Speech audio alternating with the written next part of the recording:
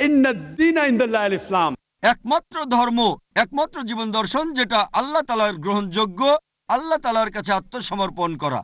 Mega lecture ইভেন্টে অংশ নিতে বাংলাদেশে আসছেন ইসলামী চিন্তাবিদ ডক্টর জাকির নায়েক। আয়োজক সংস্থা স্পার্ক ইভেন্ট ম্যানেজমেন্টের প্রোপাইটার আলী রাজ জানান, সবকিছু ঠিক থাকলে আগামী 28 নভেম্বর ঢাকায় আসবেন ডক্টর জাকির নায়েক। এদিকে জাকির নায়েকের বাংলাদেশে আসার ব্যাপারে স্বরাষ্ট্র মন্ত্রণালয় ও পররাষ্ট্র মন্ত্রণালয় সিদ্ধান্ত নেবে বলে জানিয়েছেন ধর্ম উপদেষ্টা ডক্টর আ.ফ.ম. খালিদ হোসেন। রোববার সচিবালয় শুরায়ে নেজাম ও সাতপন্থীদের সঙ্গে বৈঠক শেষে এ কথা জানান তিনি। ইসলাম দেখিয়ে দেয় কিভাবে সেই অবস্থানে যাবেন যেখানে কেউ চুরি করে না। ডাক্তার জাকির নায়েককে যারা আনতে চাচ্ছেন তাদের একটি প্রতিনিধি দল তার সঙ্গে দেখা করেছেন জানিয়ে উপদেষ্টা বলেন, এই দুই মন্ত্রণালয় অনুমতি দিলে জাকির নায়েক বাংলাদেশে আসতে পারবেন। তিনি আরও বলেন, এরই মধ্যে পররাষ্ট্র উপদেষ্টা বলেছেন তিনি এ ব্যাপারে অবহিত নন। কোনো বিদেশি মেহমান যখন আসে তখন এটি পররাষ্ট্র ও স্বরাষ্ট্র মন্ত্রণালয় ডিল করে থাকে, ওনাদের সিদ্ধান্ত নিতে হবে তার ব্যাপারে।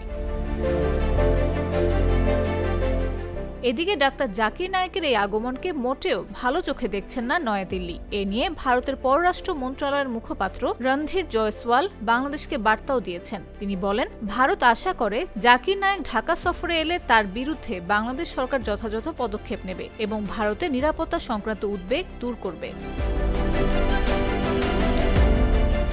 ভারতের পররাষ্ট্র মন্ত্রণালয়ের মুখপাত্র এই মন্তব্য বাংলাদেশের নজরে এসেছে বলে জানায় ঢাকার পররাষ্ট্র মন্ত্রণালয়। পররাষ্ট্র মন্ত্রণালয়ের মুখপাত্র এস.এম. মাহবুবুল আলম জানান, ভারতের পররাষ্ট্র মন্ত্রণালয়ের মুখপাত্র একজন বিশিষ্ট ইসলামী স্কলার বা ধর্মীয় ব্যক্তিত্বের সম্ভাব্য বাংলাদেশ সফর প্রসঙ্গে যে মন্তব্য করেছেন তা নজরে এসেছে।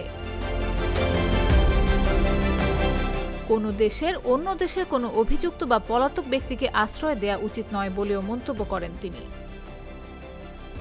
নাফিস আব্দুল্লাহ, জাগো নিউজ।